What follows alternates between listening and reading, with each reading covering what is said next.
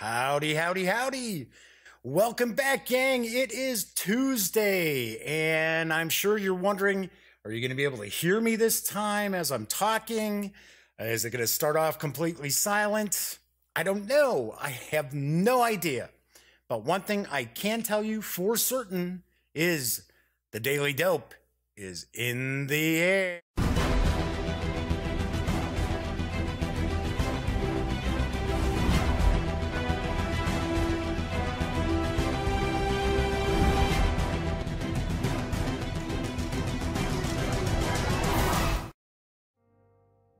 Hey everybody, welcome back. It is Tuesday, December 19th, 2017.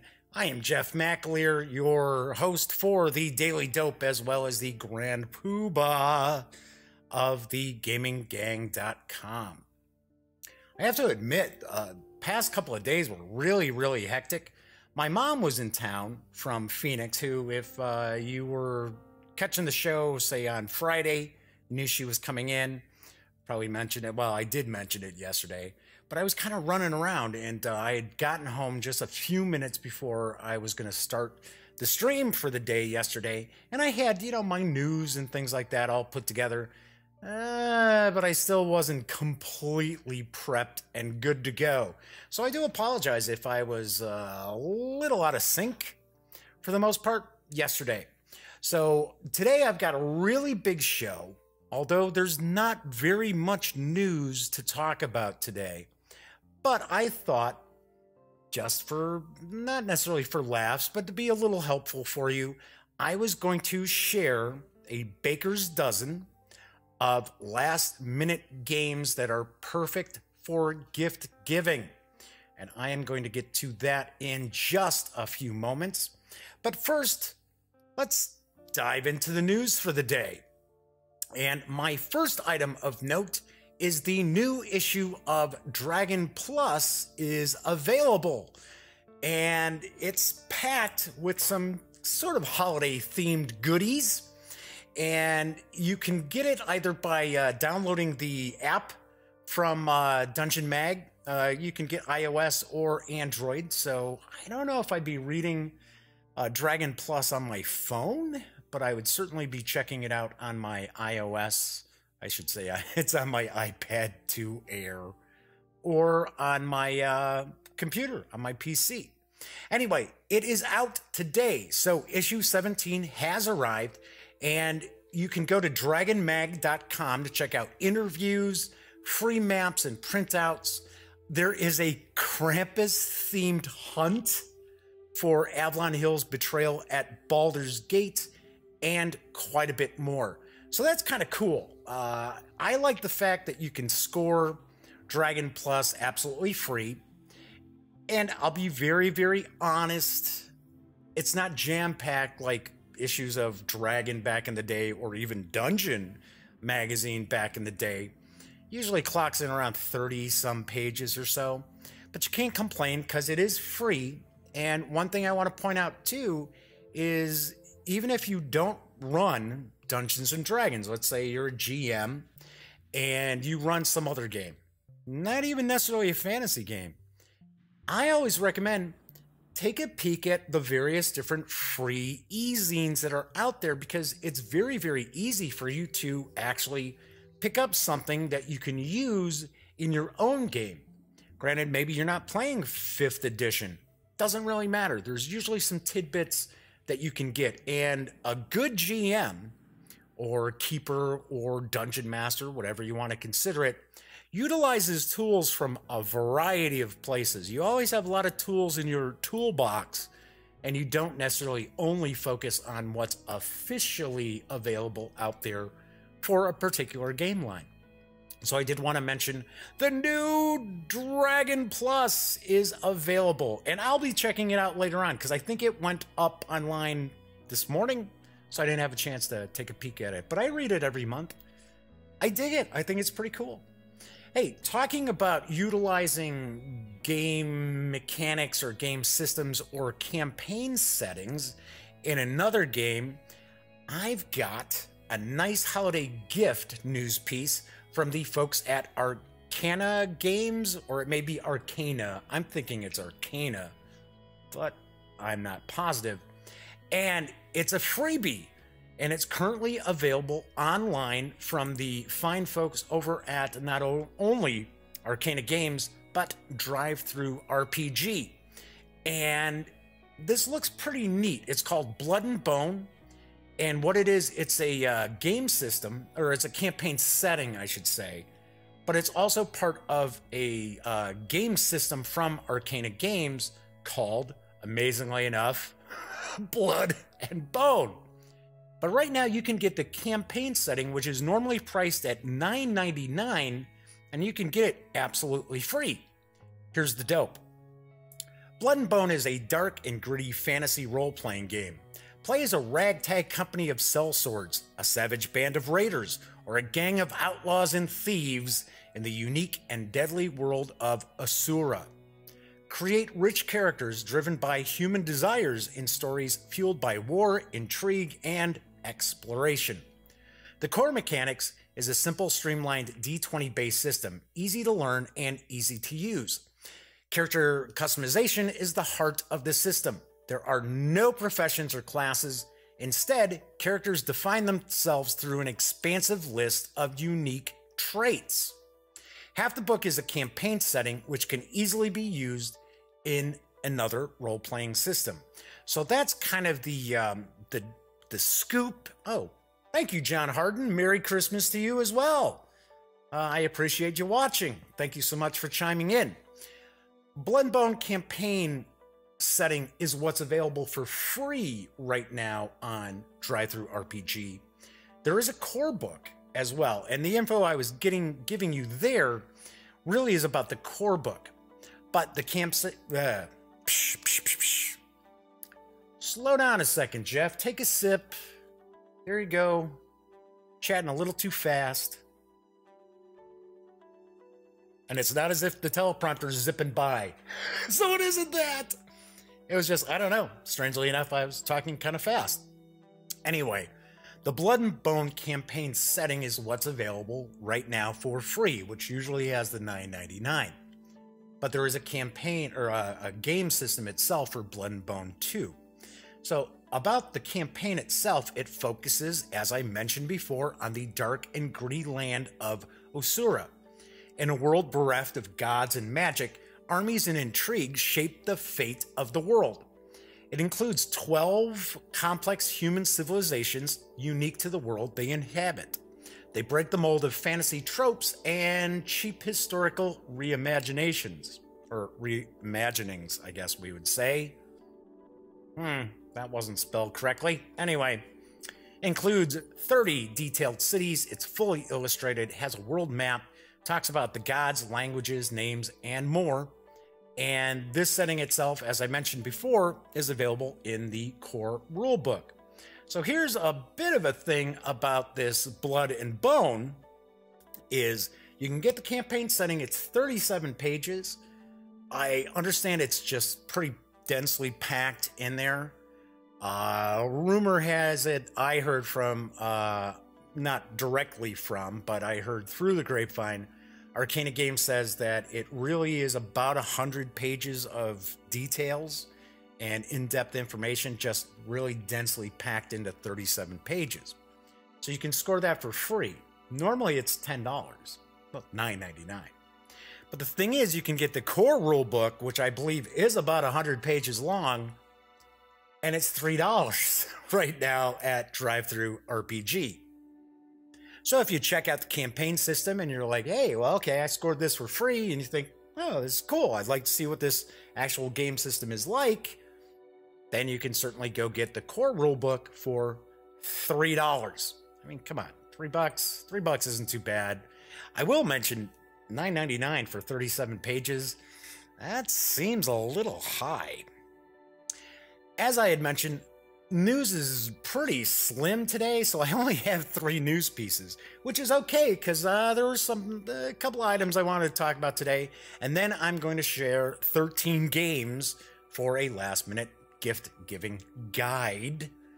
But the last news piece is certainly going to be of interest to my friends out there who love war games, because the newest title from Compass Games is now available, and it is Lion of Judah, The War for Ethiopia, 1935 to 1941.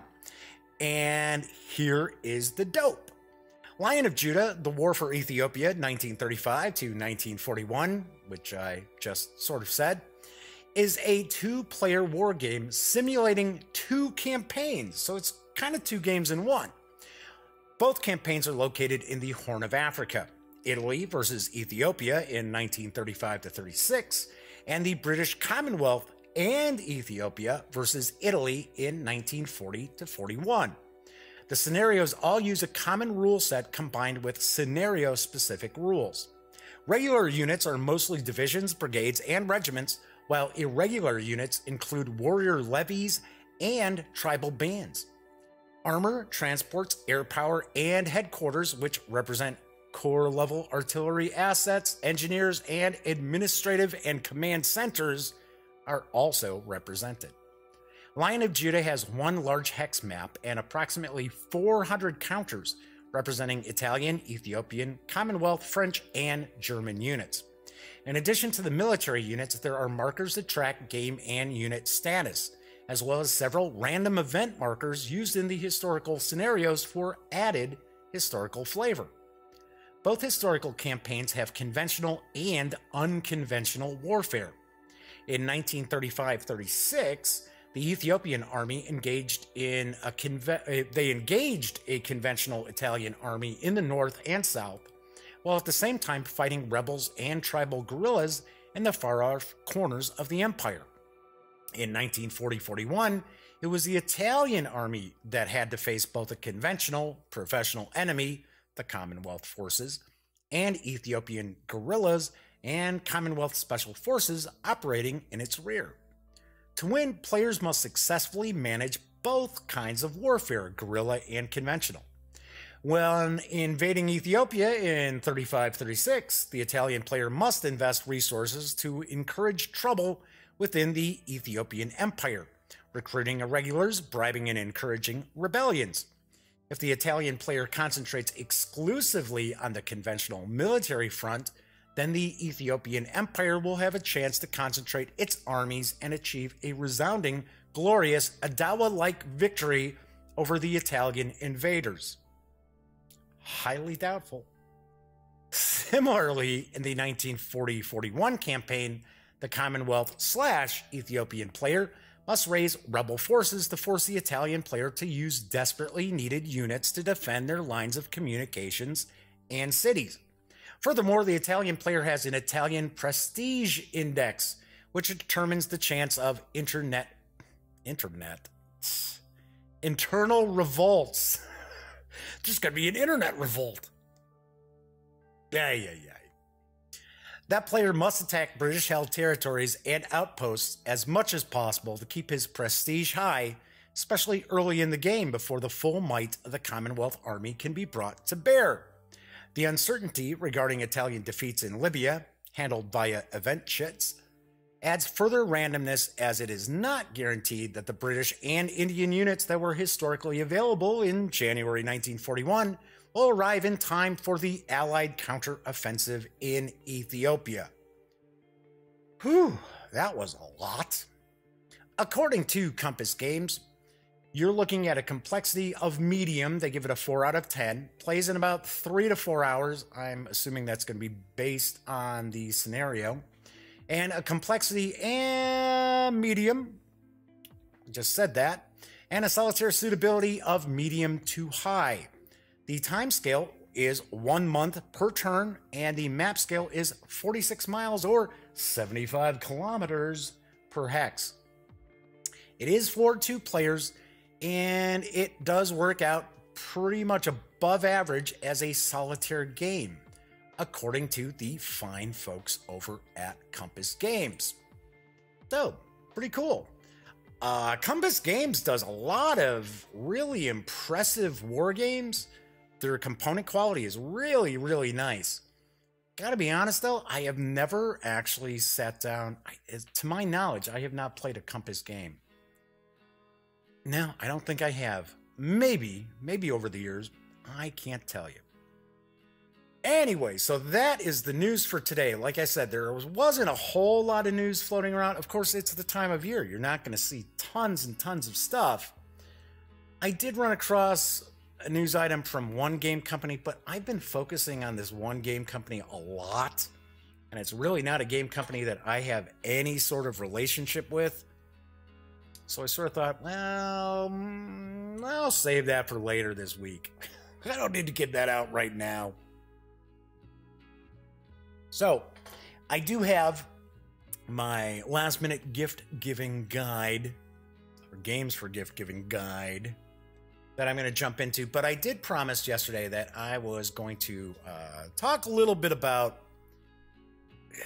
something that's kind of going through the tabletop gaming hobby.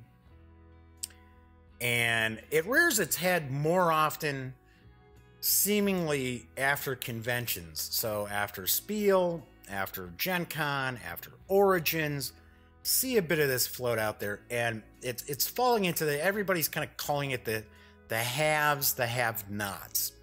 And there's a couple of aspects, I guess I would say, to this kind of theme. And one, maybe there's like 3 aspects really. So one I can agree with. I can certainly say, okay, I see this. I understand where you're coming from. I do have to throw out some valid points that people may want to pay a little bit of attention to. And I'm sure I'm going to irritate people and tick people off by my opinion. But once again, just my opinion. That's all it is, folks. So anyway, the one I can kind of get on board with are a lot of people talking about how, I've mentioned before too that this is a golden age for tabletop gaming. We are in the midst of not really even a renaissance now. It is just full force, wow, just blown away every time you turn around by plenty of really great games and excellent components, and everything's just clicking really well for the hobby right now. I think sales for hobby stores, gaming stores, I guess we would say, last I saw were up. Profits were up about 17% across the board from those stores who actually report those numbers, right? So that is phenomenal. Not just sales up 17%, profits are up 17%. So that's very, very cool. But a lot of people are kind of, complaining or, pointing out that the price of games is going up. And it seems like all these games out there, everybody's kind of really going overboard to try to put as much chrome, I guess we would say, into these games out there. And of course, the price tags are reflecting that. Now, I reviewed GreenBrier Games Vengeance last week, and I'm not picking on GreenBrier Games because it's a good game. I enjoyed the game. I thought it's a cool game. Just didn't understand why there were miniatures in it. Because, of course, the minis didn't really serve the sort of purpose miniatures usually will in a game. But once again, very cool game. It's coming out, I believe, in January. So keep your eyes open. But I mentioned that this was going to be a title that the kind of have-nots were probably going to focus on and say, well, here's a great example. This is why we got the higher price for the game. The game didn't necessarily need miniatures. So I am with people on this, that yes, that companies don't necessarily have to roll out all his chrome in a good game to get you to buy it. One title that I'm going to show off in my gift guide is going to be a prime example of this. But on the other hand, I also have to point out that many of the people who are complaining about the pricing of the games right now are actually the same folks who would refuse to look at a game from a company that may not have had the most eye-popping components to it. I'll give you a prime example, a company that really the gaming gang sort of grew up with, who were on board with us pretty much from the beginning, was Victory Point Games. And Victory Point Games, you know what, here. I got one right here. Okay. So, this is a prime example. Unfortunately, I guess maybe this isn't a prime example because you can't get this game anymore for some reasons I'm not going to get into at the moment. It's not something I'm taking sides on. But anyway, We Must Tell the Emperor, designed by a friend of mine, Steve Carey. And great game. Excellent game. Loads of fun. Very challenging game. And it was part of their States of Siege line. And I'm not going to take everything outside the little Ziploc bag. Which, first off, it was a Ziploc bag. Some people were like, I don't know. And then you had kind of like desktop publishing sort of components in here. You know, you had a couple of decks of cards, some counters. It wasn't a super flashy game, right? Not a super flashy game. But an excellent game. A fantastic game. Loved it to death. This was super cool. And it really did change up the whole dynamics of the States of Siege line from Victory Point Games. Put this over. I got a bunch of stuff stacked up in here today, guys and gals, because I've got the games I'm showing off. I've got some other games. I'm like, I wish this was part of my guide, but I'll explain why they're not. So anyway, so you had all these people who, okay, they weren't going to touch a Victory Point game. And there were reviewers out there who, they had podcasts and stuff, and they would say, Victory Point Games, I'm not touching that. Okay, so a lot of the people complaining about the price of games, like I said, were the same people who wouldn't shell out any money for something that was a really good game, but didn't have that extra sparkle or polish or chrome. So you can't have your cake and eat it too, which is a stupid line, because you can't have cake and eat it, because what would be the point of having cake in the first place? What, stare at it? But you understand where I'm coming from. You can't play both sides of the fence. It's one or the other. And thankfully, Elliot Miller and I, when we were, and some of our other correspondents over the years, we would review VPG games.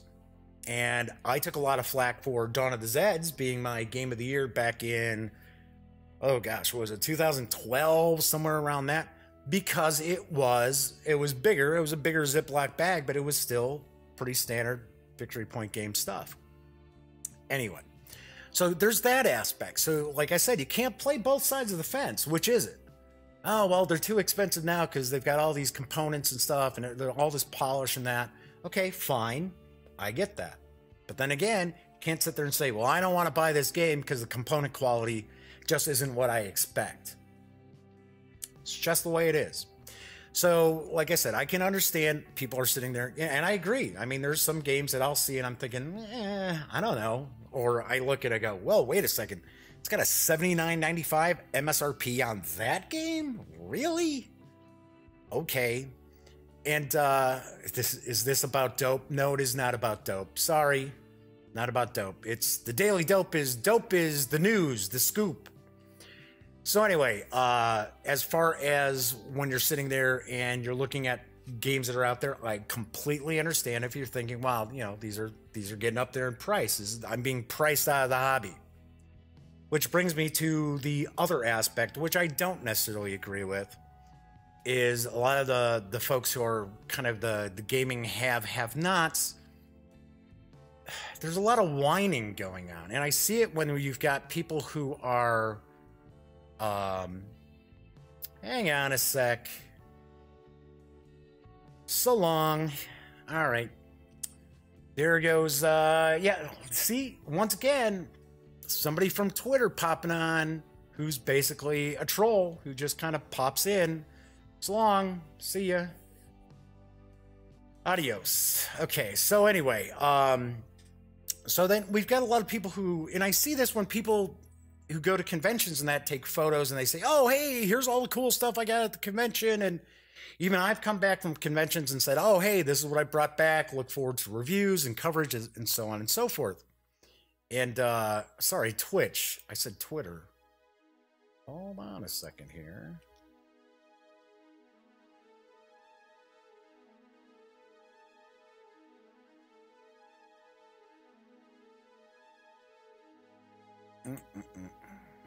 I thought it was a weed-themed stream because there are many like it. No, sorry, no weed stream. So anyway, hey, not a problem, man. I'll let you do your thing too. I apologize. Yeah, it's Twitch. Why did I say Twitter? I said Twitch. Okay, so I take that back.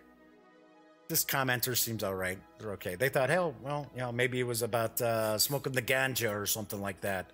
Okay, but it's not. All right, so anyway, so I see these people and they start getting upset with other folks posting images of, hey, this is the haul I got from whatever convention. Or you've got other people who, you know, they start like knocking conventions. Oh, they're a waste of money. Don't bother going to the conventions, yada, yada, yada. On and on and on. Because those individuals who are getting upset cannot fit that into their budget. And I get that. I understand that. Okay? I'm not saying, hey, that this should be a hobby for people who can only afford, you know, to spend X number of dollars every month on games. No, absolutely not. That's why whenever I have an opportunity to try to save people money on games, I run across stuff, I post it on the website, or now I talk about it here on the Daily Dope. But then again, I also have to look at it as, and once again, I say it all the time, I'm old school. So you know what? I don't sit there, if I can't afford something, I don't get all upset about it. I don't, you know, I would love to have a BMW. I'd like to have a Lamborghini. Can I afford it? No, I can't afford a BMW or a Lamborghini. That doesn't mean I'm ticked off at people who do own those cars. Doesn't make a whole lot of sense. And to me, it comes across as just real, not everyone, but some folks, because some folks just harp on this whole, because I've gotten emails or comments, you know, messages when I post an image of, hey, this is what we got it from Gen Con, stay tuned, blah, blah. Yeah, must be nice. Yeah. You're a reviewer. Yeah, it must be nice to get all this free stuff. Yeah, I do get free stuff, and I get to go to, you know, press parties and things like that. That's very cool. But I also shelled out over $5,000 to go cover conventions last year. I didn't get $5,000 worth of free stuff.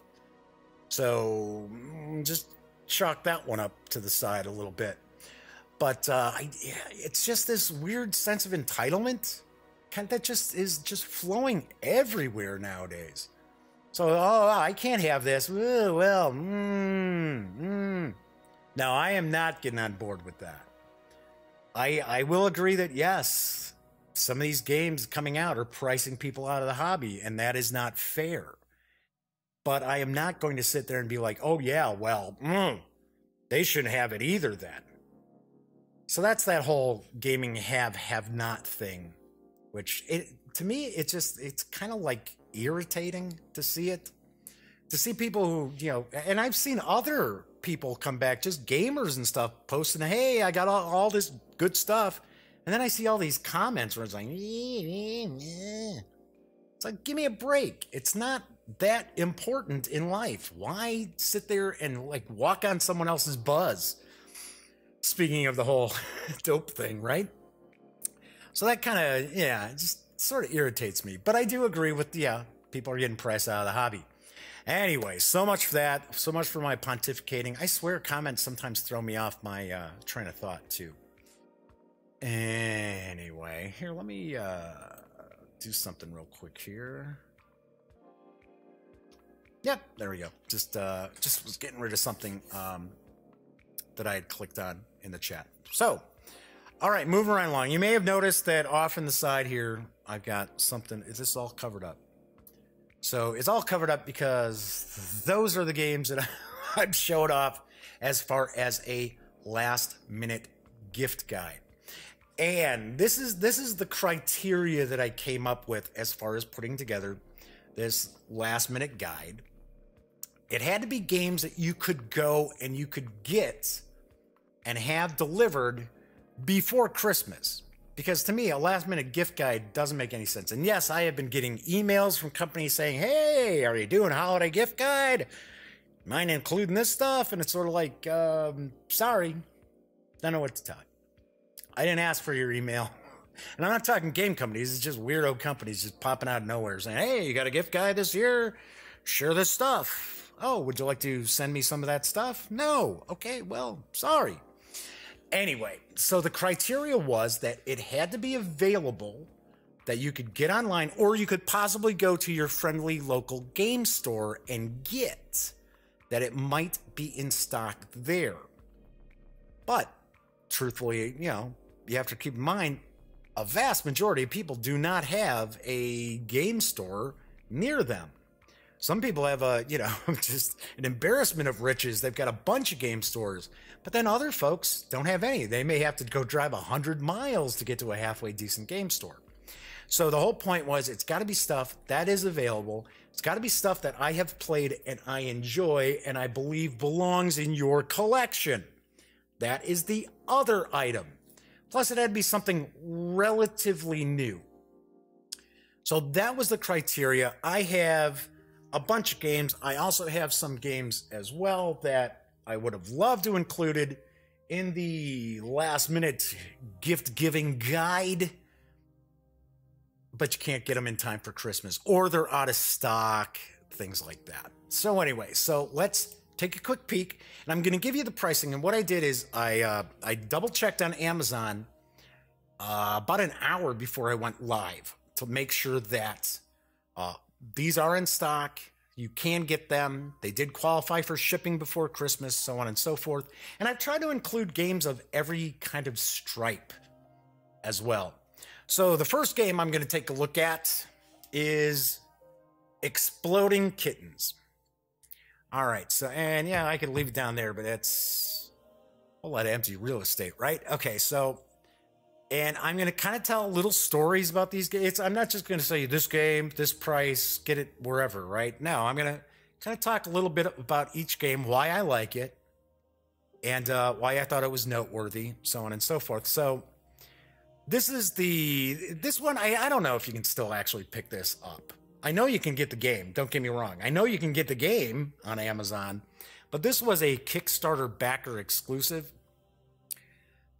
But they were actually still selling these after the Kickstarter. And this is what cracks me up, and I guess I should probably hold it by the mic when I open it. And hopefully the battery still works in this, so. Let's try that again. Right, so you open up Exploding Kittens and it does this little meow. So really, Exploding Kittens is simply a Russian roulette kind of game. So this is for 2 to 5 players. It's ages 7 and up. I know there's a kids edition, a special kids edition out there. I believe there's some expansions out there as well. And there is a not safe for work edition too. And really what the whole card game is you're trying to make sure that you do not end your turn with an Exploding Kitten card in your hand. Otherwise, you're out of the game. And I know there are people who don't dig player elimination and so on and so forth. These games don't last that long. It's about 15 minutes, even with 5 people. There we go with them. And one of the other things I dig is the artwork by the Oatmeal is just pretty funny artwork. Try to get in a little. The cat beard, or beard cat, I should say. Yeah. See the future diffused. Yes, because see the, and then there's the exploding cat cards. Let's see if I can find one here. There we go. An exploding kitten. Why did I say cat? They're kittens. They're pretty funny. pretty funny. I don't know anybody who doesn't like this game. It's a pretty darn easy game to get into. The rules are just a rule sheet, two-sided rule sheet. So Exploding Kittens you can actually get on Amazon right now, and it is $19.99. So I believe that's just a regular price for Exploding Kittens anyway, so you're not really getting any big savings in that. $20 game, it's only $20.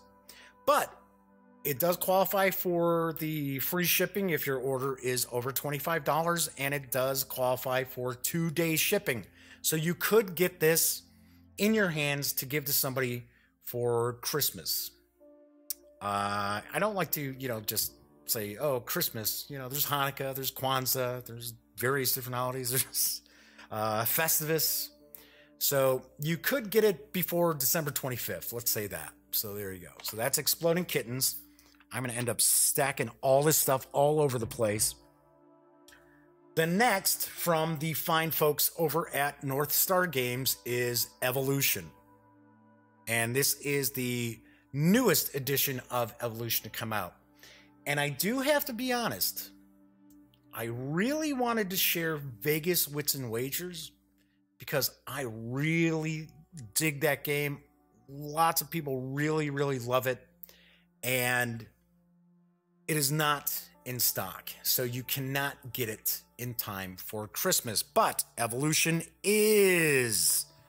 And Evolution, if you're not familiar with the game, what each of the players is doing, and it's for 2 to 6 players, 12 and up, so it's pretty good for the family.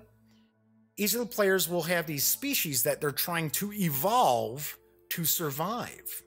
And you play various different cards to add various aspects to the species to make it more survivable, I guess we would say, in the habitat.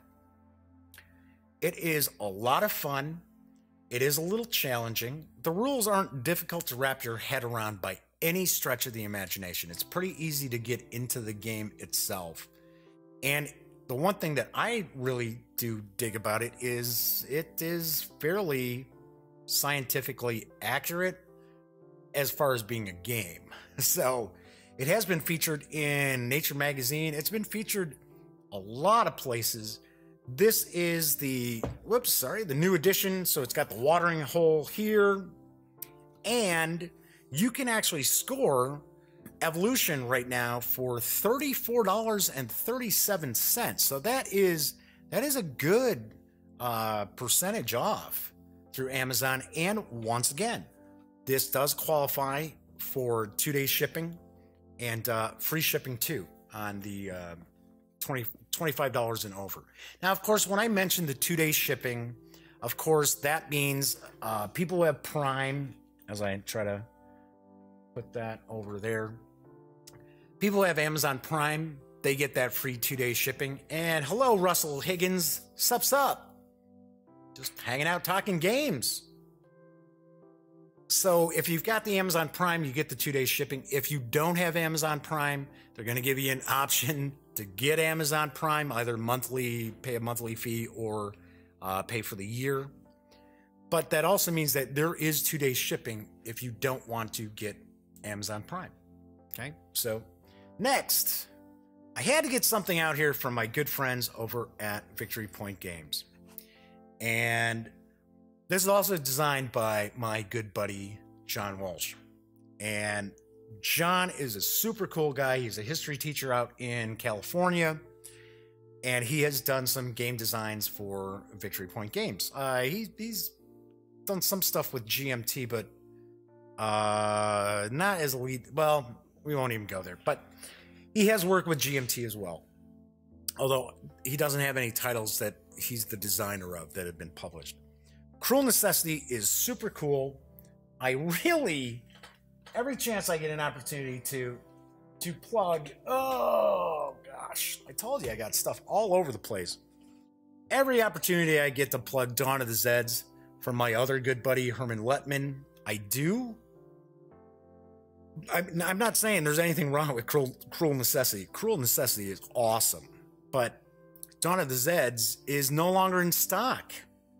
And I gotta be honest, I don't know if Victory Point Games is going to republish Dawn of the Zeds. I do not know if they're going to bring Dawn of the Zeds back. I have no idea. But anyway, back to Cruel Necessity. It is a solitaire game. And this is another one of these Victory Point games. I was talking a little bit earlier about the States of Siege lineup of games and how We Must Tell the Emperor really turned that on its head. Cruel Necessity is another States of Siege game that really did do tons and tons of stuff with the system.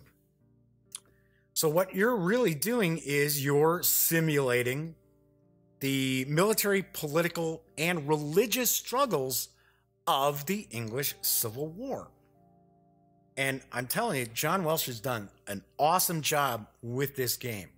And it is jam-packed with replayability. So if you have, if you got a family member or a friend or someone you're giving a gift to who's a big war gamer, but they have a hard time getting other players to the table, which I've mentioned sometimes I have a difficult time getting some of the more traditional hex and counter war games to the table with players. Not that this is traditional hex and counter, don't get me wrong. It is not. It does not look anything like that, and it's card driven. But if you have a friend or a family member or loved one who is a grognard and digs this stuff, this is an excellent solitaire game. It is another game that's going to be challenging. People are going to dig it, and it is available, and it's available on Amazon. I got some notes here with the pricing and that. So just so I get everything right, it is $42.96. And once again, this does qualify for free shipping because it's over $25. And it does qualify for 2-day shipping. So that is Cruel Necessity from my good friend John Welsh and Victory Point Games. So let's kind of scoot this over this way. So I'm going from one stack to another stack. Another game I wish I could have gotten on this kind of gift guide here is Lost Expedition from Osprey Games. And I just reviewed this last week. We've been playing quite a bit of it because it only takes about a half hour, even with 4 players, 3 or 4 players. It takes about 30 minutes or so. We're really enjoying it, and it is really difficult to find the Lost City of Z in this game. I think we're running, I think 2 for 6, 2 for 7. In fact, the last game we played, we lost, and we were like the one spot away from the Lost City when our last explorer kicked the bucket. But the reason why it's not part of the gift-giving guide is you can't get it in time. You can't get it by December 25th. But it would have been on. It would have been on this. Next, for the role-playing fans out there, yes, Starfinder. Starfinder from Paizo Publishing. And I have to mention, and I talked about it, I did kind of a review, kind of an oddball review. I was just doing a lot of stuff off the top of my head. So, which I do a lot of. The only thing that's ever scripted or, you know, anything on the teleprompter is going to be the news that I do every day. I was super impressed with Starfinder. And the reason being, Paizo's had Pathfinder out. Pathfinder's done exceptionally well. It's been just fantastic for Paizo. Up until the point when Wizards of the Coast released 5th edition D&D, you really, I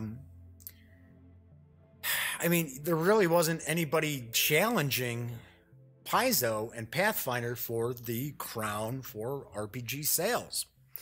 And now it's kind of neck and neck, Pathfinder D&D, which is cool. Competition's good in my book. Anyway, so the way I looked at it, you know, the folks at Paizo could have just phoned this in. They could have phoned Starfinder in.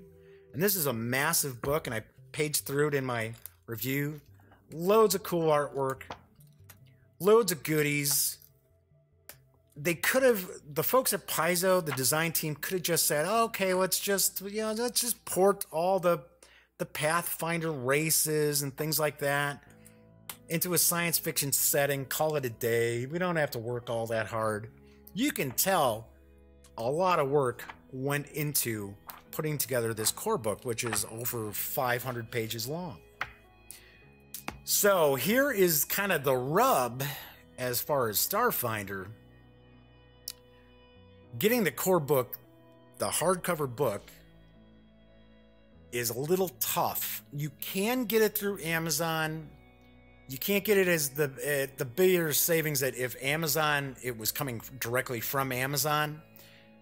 You can get Starfinder for $50 for the hardcover. It is through a third party, but the fulfillment is done by Amazon. So you can get all 500 plus pages of RPG goodness in Starfinder by Christmas. And like I said, it's fulfilled through Amazon. So you're not looking at the free shipping. So you're not getting the $25 purchase free shipping, but the two-day shipping is available, and it's through Prime. So if you're sitting there going, oh, rats, you know, I've been looking forward to maybe taking a peek at Starfinder. I will mention that if you go to Paizo.com, now I didn't go there today, so I might be incorrect, but when I was just there last week, you can get Starfinder in PDF for $9.99. And that's a smoking deal on a core book that runs a little over 60 or 60, right about that. So the PDF is an awesome deal if they still have it for the $9.99. Do not know. But yes, role players out there, the way I look at a role-playing game is I give it a thumbs up, or I give it a higher review score if it's something that I read and I'm like, man, I would love to run this, even if I didn't, because mainly I run Call of Cthulhu. But a mark of a good RPG is if I read the book and I, for one, read the entire book, and I sit there and go, man, yeah, I would love to run this. This would be really cool to run. Starfinder most definitely does meet that criteria. Okay. Not down there.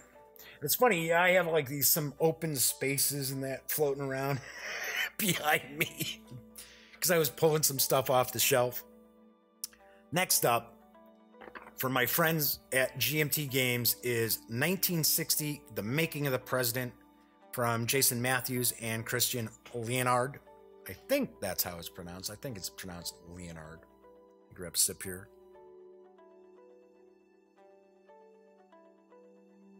So those in the know realize that 1960, The Making of the President, had been around for a while.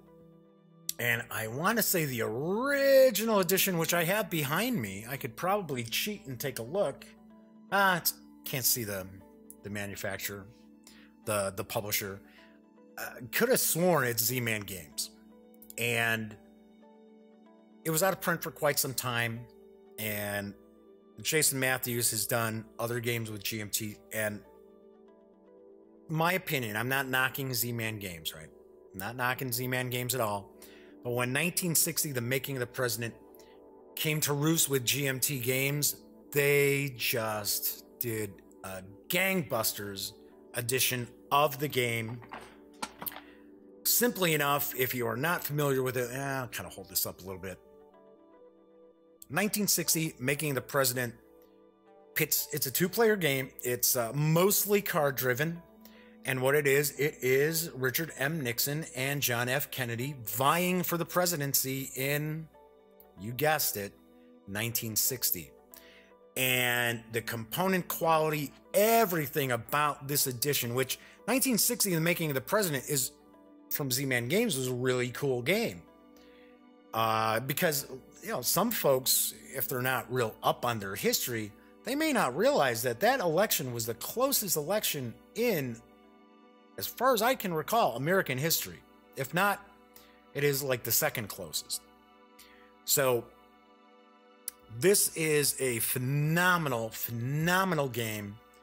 Honestly, I would have loved to said, and once again, if I say, oh yeah, well, my first thought was to go with XYZ game, I'm not saying that oh my gosh, this game is better than this game. It's that this was the first thing that really popped in my head about saying, oh, okay, if you can get this game, Wild Blue Yonder, it is awesome. It's Down in Flame series, back in print from GMT. They gave it, just like 1960, they gave it this just top-notch, awesome revamp. In fact, tomorrow, for Wargame Wednesday, I am going to do a quick how to play, and I'm going to review Wild Blue Yonder.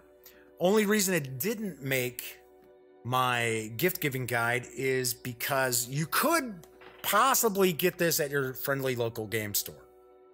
Possibly. And I've mentioned before, when a GMT title comes out and you see it at your local game store, if it's something you're interested in, snag it while you can, because they're not going to have tons of copies.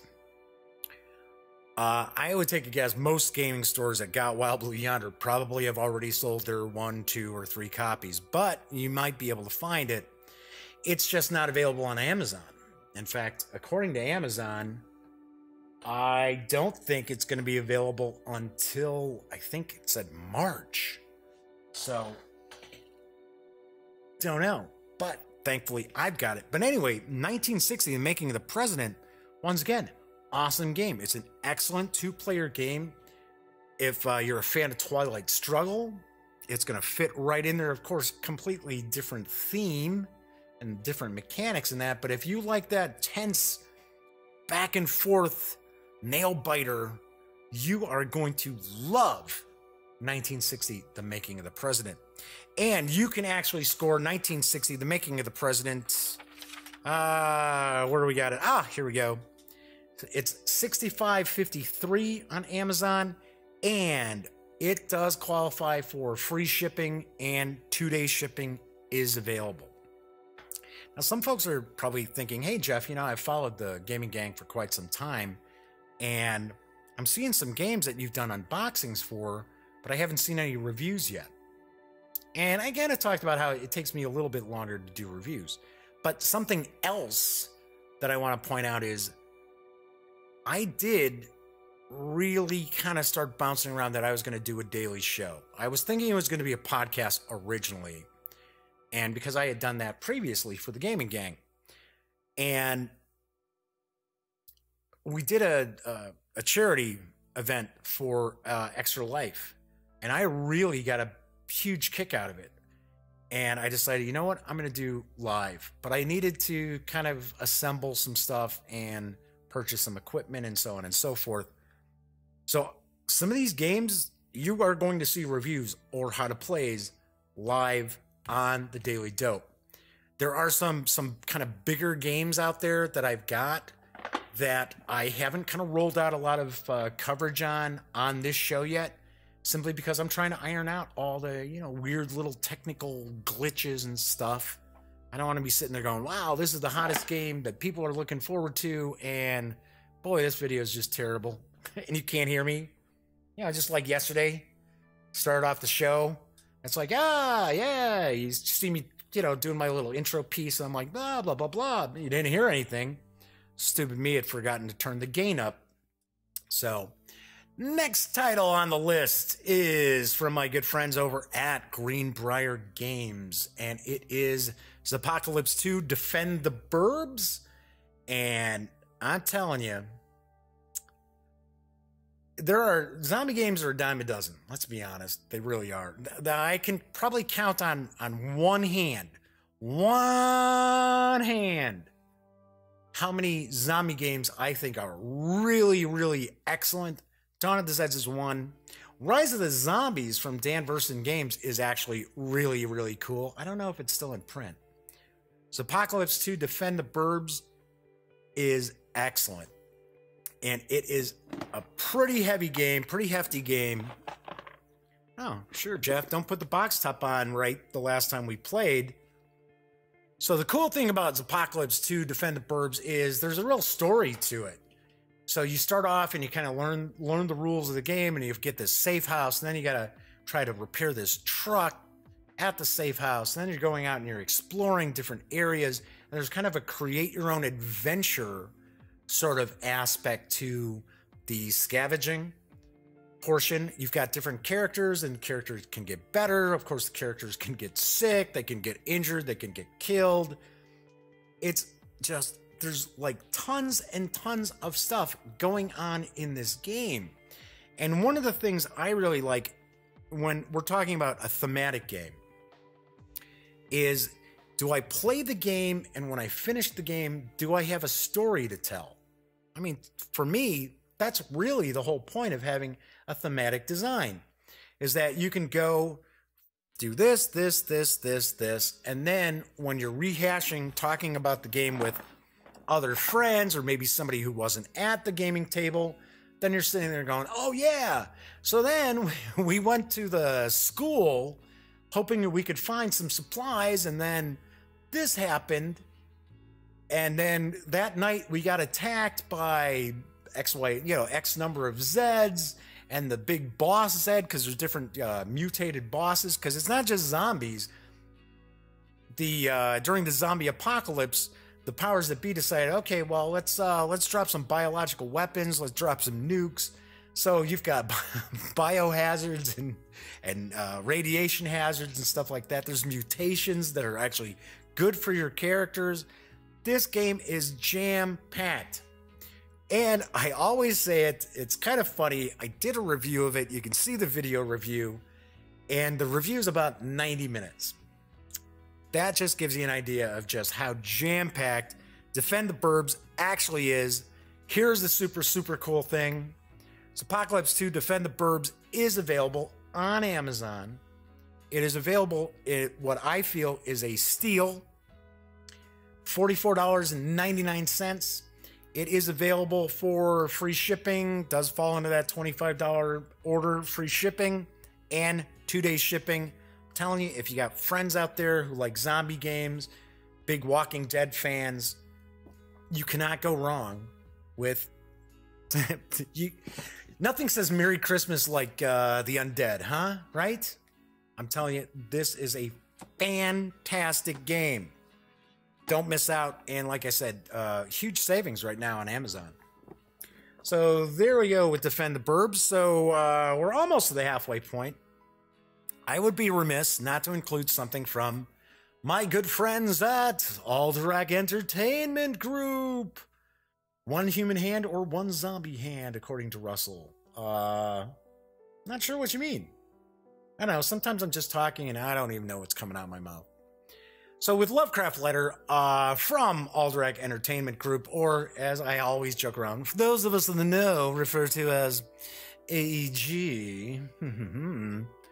Lovecraft Letter is pretty much the latest in the Love Letter lineup of games, and this got a deluxe treatment. Plus, there are new wrinkles to Lovecraft Letter. Well, I should say Love Letter in Lovecraft Letter. And we'll just kind of, let's pop this open real quick. As everything goes flying. And of course, there is some video. I did a how to play on one of my test streams that I did to kind of, get the hang of some of this streaming stuff. But, okay, so we've got large size cards. So these are like tarot size cards. You also get sleeves for the cards. The card count is increased in Lovecraft Letter 2. I want to say 24, 26 off the top of my head from a standard Love Letter game. So you've got these sanity rules too. So because it's a Lovecraftian game, you're supposed to be, each player is trying to unearth, this eldritch knowledge and things like that. And we do know from Lovecraft stories that this is stuff that man was not meant to know. And it can have a very detrimental effect on your sanity. So there are rules for actually getting knocked out of the game because you go mad. So I got card lists here, both sides. See, now normally in Love Letter, you just have the one player aid. Whereas, well, you still get one, but now it's dual-sided because there are also these insanity effects. And then it's got these, and you get some extra sleeves for the cards. You've got actual legitimate poker chips. And I know there were some folks out there who thought, well, you know, I would love to get Lovecraft Letter, but because it's this deluxe edition, you know, it's a little bit pricier than, you know, a regular Love Letter box. Or, you know, most of the Love Letter editions that are out there. I know AEG did a deluxe Love Letter edition too. So I just want to point out that right now, once again, this is another item that you can snag on Amazon. You can get it before December 25th. You can get it for $24.08. So that's a pretty good deal because normally MSRP on this, I want to say, is $30, $29.99, somewhere around that. So you're saving about 20%. And it does qualify for the free shipping, even though it's not $25. So if you bought something that was $1 or whatever to bring your purchase up past $25, you'll get the free shipping. And of course, it does have that 2-day shipping too. So very, very cool. And I have to point out, up until we started playing Wild Blue Yonder, my nephew Cameron, this was his favorite game. And we have played tons and tons of games. He's a big fan of, like, a vast majority. He, like, Dawn of the Zeds, he loves that. It's Apocalypse 2, he really digs that. He loves that. But this is his go-to game. In fact, I gave him a copy of Love Letter that I had for him and his friends to play. And he busts that out all the time. He's constantly introducing people to Love Letter. I'm not giving him my copy of Lovecraft Letter. No way, man. That's mine. Next up, we've got Hot Shots from my good pals over at Fireside Games. That's right, Justin and Anne-Marie DeWitt's cooperative wildfire fighting game. And this is loads of fun. This is another game that's challenging. So it's, depending on the luck of the draw as far as the cards go and your dice rolling, this can get pretty nasty pretty quick. So it is for ages 10 and up. It's for up to 4 players. And it's sort of a push your luck kind of dice game. So you've got these tiles. These tiles represent the forest, and the hot shots are these, you know, they're experts who drop in to tackle forest fires. They're called hot shots because they normally go to the most dangerous location in the fire. And your different characters are going to go and try to extinguish these flames. And the fire spreads, and you can lose these tiles, and there's a propane tank that can blow up that makes life difficult for everyone. There's loads and loads going on in this game. There is luck involved because, of course, not only do you flip cards to see what's going on with the fire, you also have a variety of custom dice that you're rolling because you're trying to match symbols on each of the tiles in order to extinguish these flame tokens. But it is loads and loads of fun. I showed this off. We played this during the Extra Life charity event that we did. We played Lovecraft Letter too. It's another game that I don't know anyone who dislikes this game. Everybody enjoys it. Some folks, they're like, it's a little too random. And I mean, sometimes it can be super easy to put out the fire. And other times it's like, wow, we just didn't get to do anything. That fire went up in flames. We've been fired. We're not hot shots anymore. We're unemployed. Anyway, Hot Shots, once again, another really good deal out there on Amazon. You can get it for $24.17. Once again, it's coming in just a little bit below that $25. But if you do have an order of $25 or more, got the free shipping, and it's got 2 days shipping. And you cannot go wrong. Really, really dig Hot Shots. Kudos to Justin and Anne-Marie on an excellent game. I would say I was a little surprised how much I liked it, but no, I don't want to say that. I mean, like pleasantly surprised, because I had a feeling it was going to be pretty good, and I was not disappointed. There you go. I was certainly not disappointed in Hot Shots because it's awesome. All right, here's one that's going to be a little weird, right? Okay, so like I said, I'm going to tell little stories about some of this stuff. I have a love-hate relationship with Steve Jackson Games. I'll be the first to admit it. I have the love aspect comes from when I started gaming. I've been playing tabletop games since, well, I guess role-playing games we would say late 70s, and tabletop games about 79, 80, right? So I was around for One Page Bulge from Steve Jackson Games. I was around for Raid on Iran from Steve Jackson Games. I had those games. They're long, long gone. They're long, long gone. I wish I had all the stuff I had over the years. I kid you not, I would probably own somewhere in the vicinity of about 1,000, 1,200 games is my guess. So anyway, Car Wars.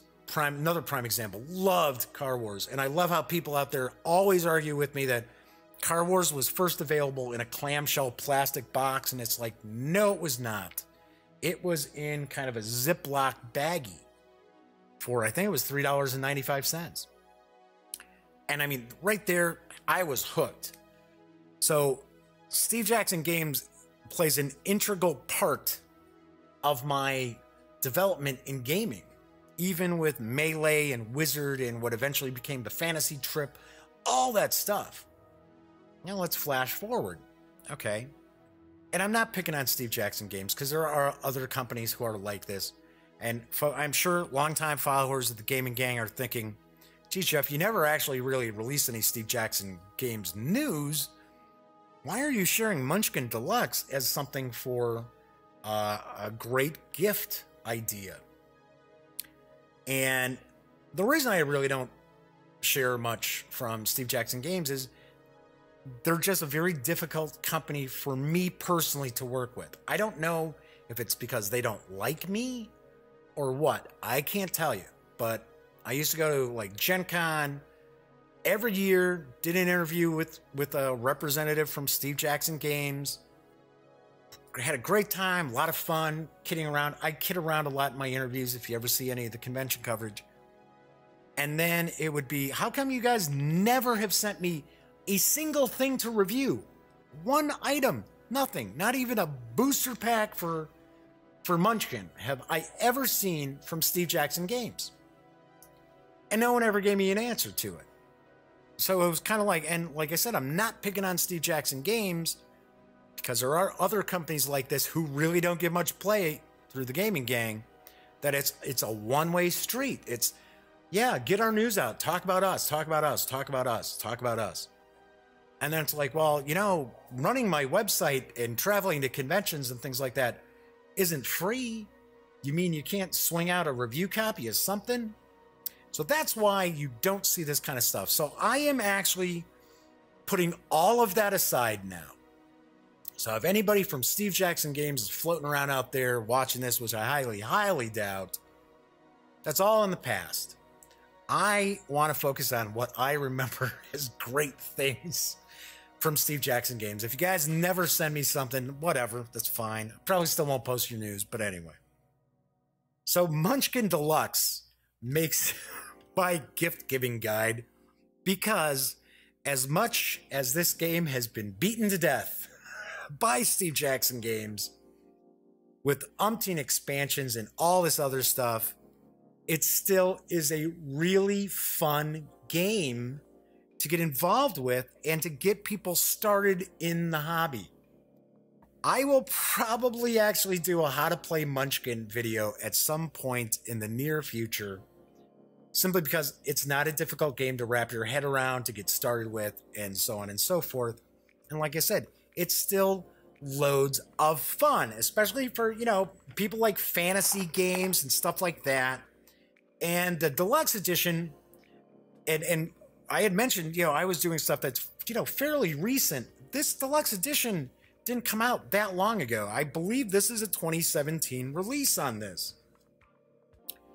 So it's pretty easy. It's kind of like the Monty Hall version of role-playing games, which I don't think they really use that term anymore, but Monty Hallism was kind of like you just went, you beat up the monsters, you took their treasures. There really wasn't a story behind role-playing game, and there were a lot of people who ran Dungeons and Dragons like this back in the day, and it was just kill the monsters, get the experience points, get the loot, move on, rinse and repeat with different monsters. That's sort of Munchkin. So it's like kick down the door, fight the monster, grab the treasure, reach level 10 and win. Super, super easy to get into. Another reason why I've got Munchkin here is that it's normally, this deluxe edition normally carries a $29.99 MSRP. You can get it at a really good price right now on Amazon for $19.12. Once again, this is another game that you're sitting there and you got, if you do a $25 order, you get the free shipping, and you can get it by December 25th. So there you go. We got Munchkin and everything with Steve Jackson Games. The way I look at it, it's all water under the bridge. Because, like I said, Steve Jackson Games was a huge part of me growing up. And it's just kind of, it's not like I was ever mad at people from Steve Jackson Games. It was just sort of like, geez, really? I know I'm not like the biggest website out there, but come on. I'm a lot more popular than some of these companies realize. Not this show. I'm talking about the gaminggang.com. All right, next up, Terraforming Mars. I'm like, oh, come on, Jeff, really? Everybody's got Terraforming Mars. No, everyone does not have Terraforming Mars from our good friends. I shouldn't say good friend. I don't know too many people from Stronghold Games. From Stephen Bonacore. I like Stephen. I tease Stephen. Anyway, so you might be sitting there thinking, oh, really? Come on, Terraforming Mars? Everybody's got it. Everybody's played it. Okay, well, and you're probably wondering, geez, what are you busting this out for? You know, I haven't even seen a review of this on the Gaming Gang. And there's a reason why. So, I'm at Origins, and I don't always get a chance to interview Steven from Stronghold. And like I said, I like Steven. I've never met anybody else associated with Stronghold Games that pops to mind. But yeah, I like Steven. Steven, you know, you sit there and talk games with him, boy. You think I can talk? Man, I'm like a mute compared to Stephen Bonacore. So anyway, so I do this really fun interview at Origins, and unfortunately, I didn't have the camera that, or I should say the camera I had did not have a mic jack. And it turned out that the expensive camera that we had that had the mic jack, we learned that it was not working well to shoot video because it would overheat. It was not great. So it wasn't my camera. It was my brother's camera. So, and my brother does, you know, film work and stuff like that. So anyway, so they didn't have that. So what I was doing is I was actually recording the audio through my iPhone with one of my good mics. So do this fun interview, everything's cool, and so on and so forth with Steven. And I get back from Columbus, and I'm doing all, you know, just doing all the videos, had to sync up the audio, of course. And I get to want the interview with Steven, and there's no audio. It's like, what? What's going on? And it was funny. I mean, he was giving me a hard time. I was giving him a hard time. And it was a very entertaining interview. I'm like, great. So anyway, so Steven was kind enough to give me a copy of Terraforming Mars to review. And it had been out for a little bit. And of course, come on, this game does not really need like more publicity, right? I mean, tons and tons of people love this game. So anyway, so that was that. So I was kind of like, okay, now I feel like a complete dope. We did this really fun interview. I have no audio. I can't post it. I mean, it'd be really stupid. So I'm like, okay, I'm going to make sure Terraforming Mars gets out there and gets reviewed. So I'm not going to name anybody's names or anything like that. So anyway, so I bring this with other games that were going to be doing a a bit of a, kind of like a Friday, Saturday kind of gaming thing. And there's a bunch of different people, and some of the people I don't know. They're friends of other people. And so I've got Terraforming Mars. I had quite a few different items. And next thing I know, it's gone. Terraforming Mars is gone. It's like, who's got that? I mean, because, people were coming and going, sort of. I was like, all right, who walked out the door with my Terraforming Mars? What's going on here? And I was mad, because I'm thinking, okay, number one, I look like kind of a dope because of the interview not coming off with Steven. Now I don't have a copy of the game. So, long story short, I got this back about a week and a half ago. And let's just say I had threatened legal action to get this back because we found out who had it. All right, so thankfully, they did not beat this all up.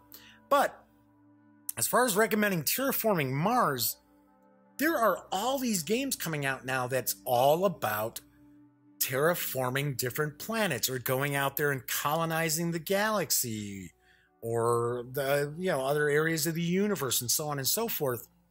And the reason why you've got all of these games coming out is that whole, best form of flattery is imitation, right? Terraforming Mars. I will point out it is a challenging game, and I think it's a little challenging for people to kind of get a grasp on right away.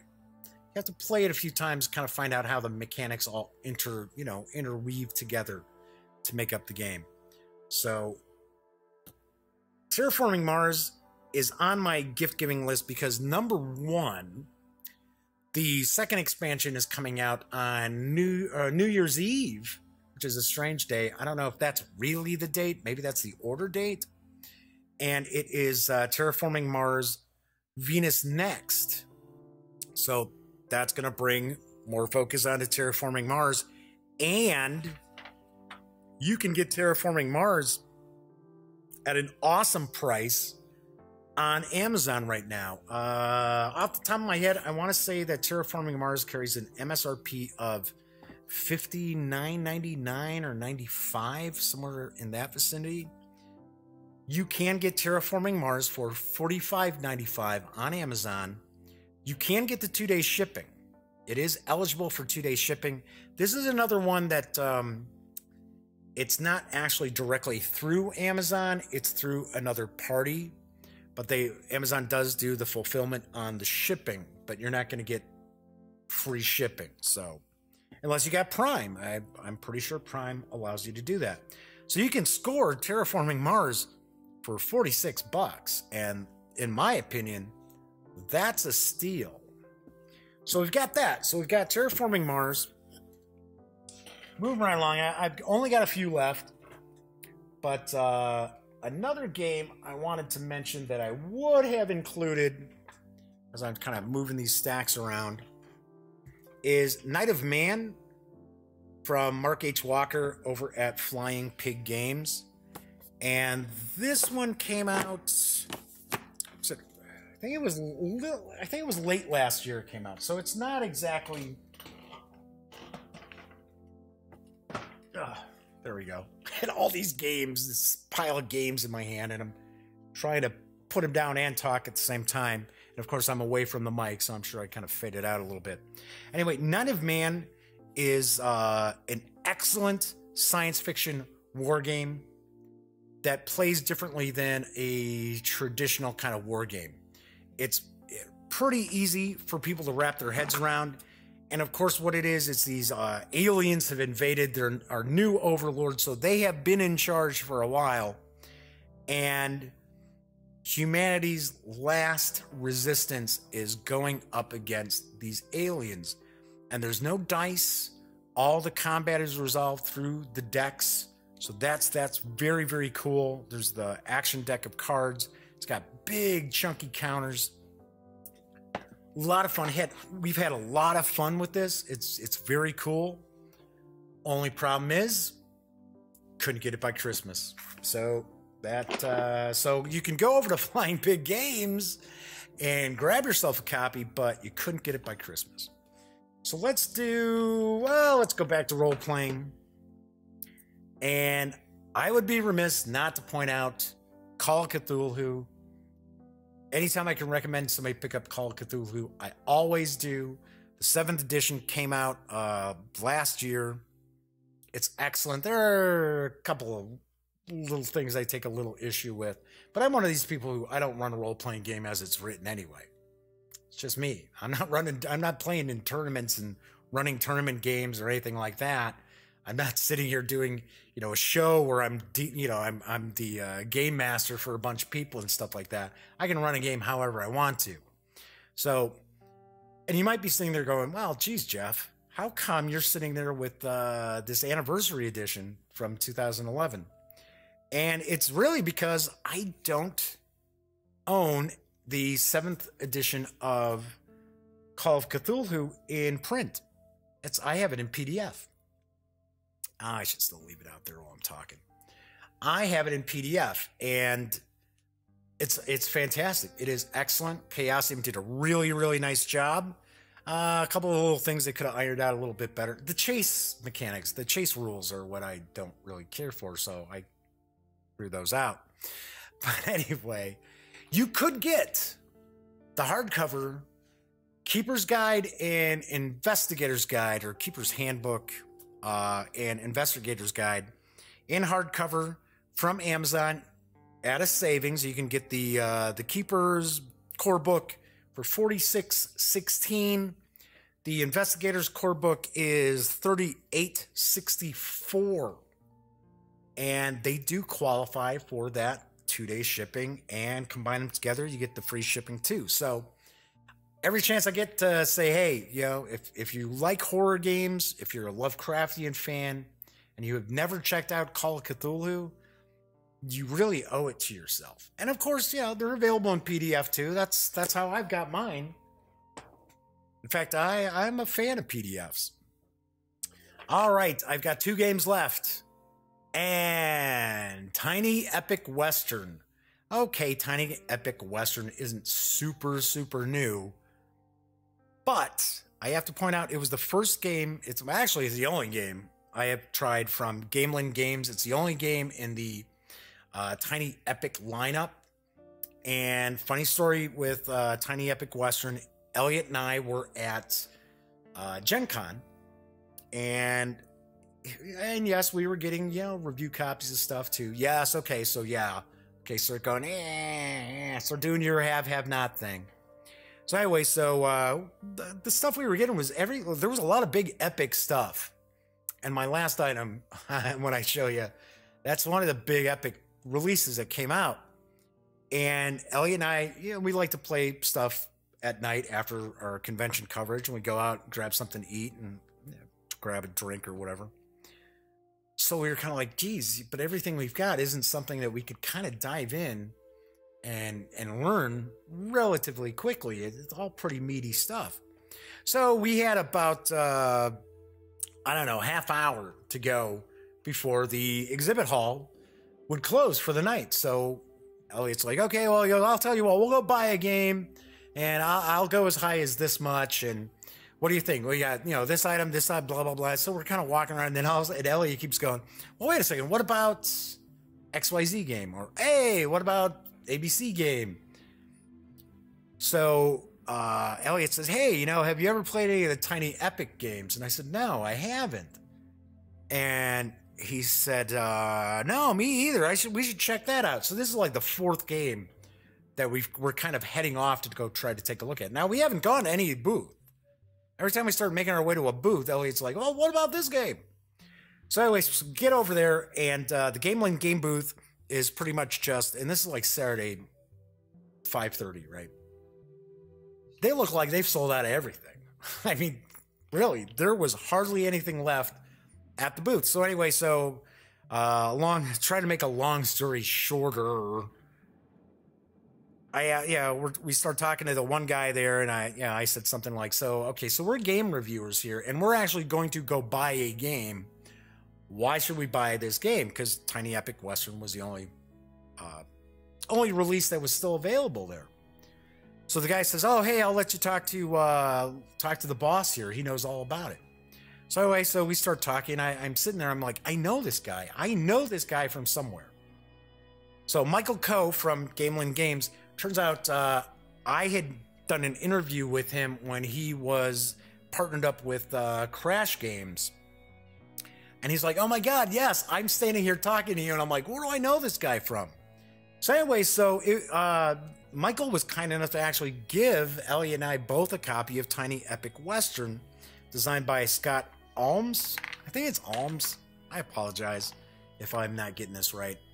So this is not a big, huge game, okay?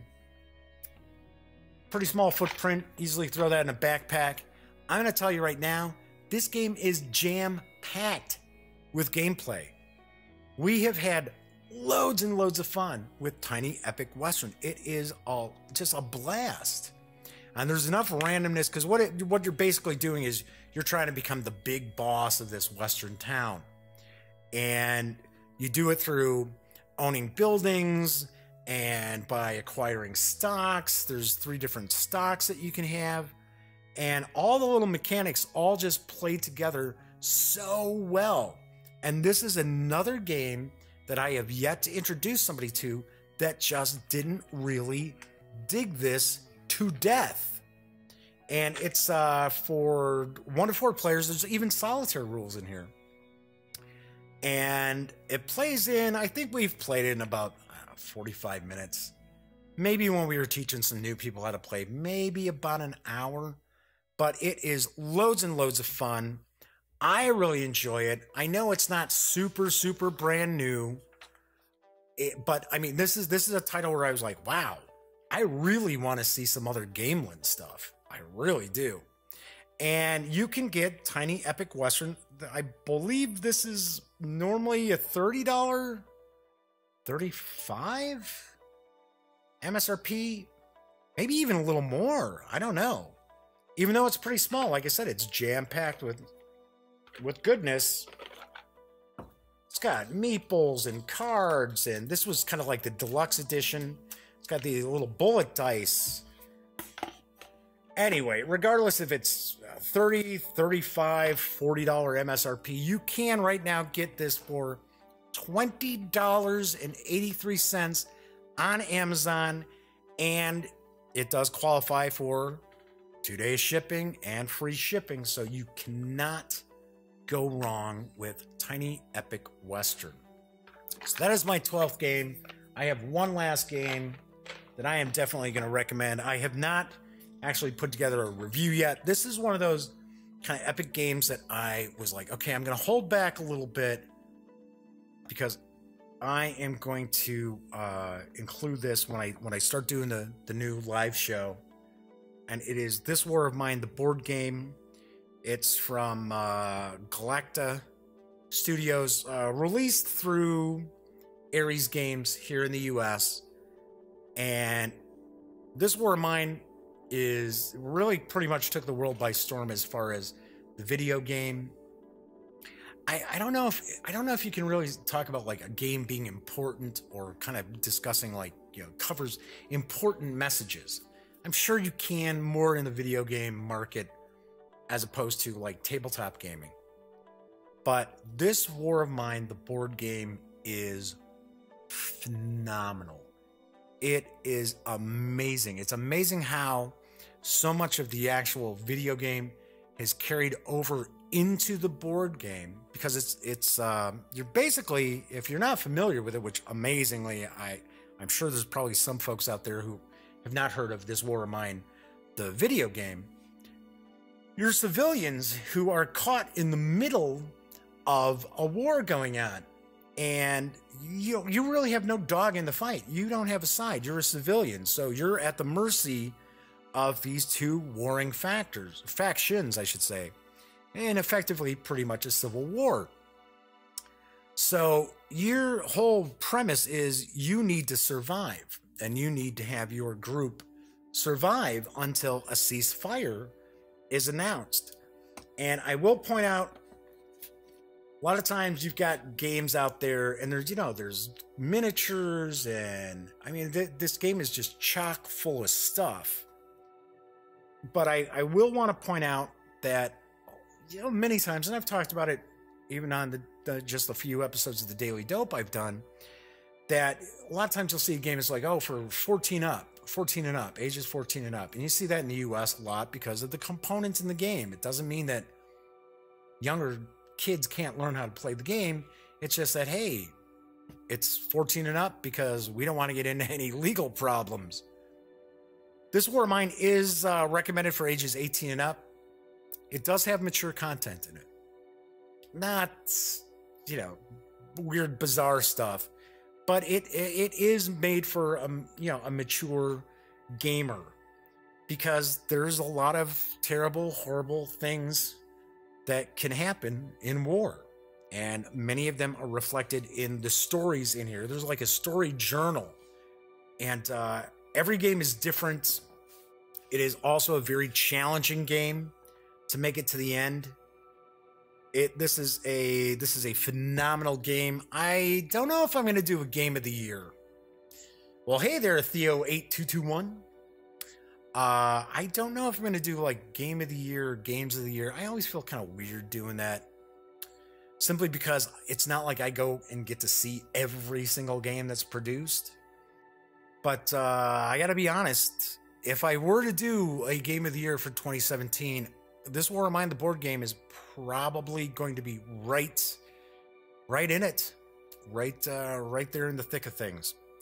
So as far as this War of Mine, the board game, taking a look at my quick notes here. You can get it. It's in stock now. Remember, as I'm talking about some of these games being in stock, and I'm good. Thank you, Theo.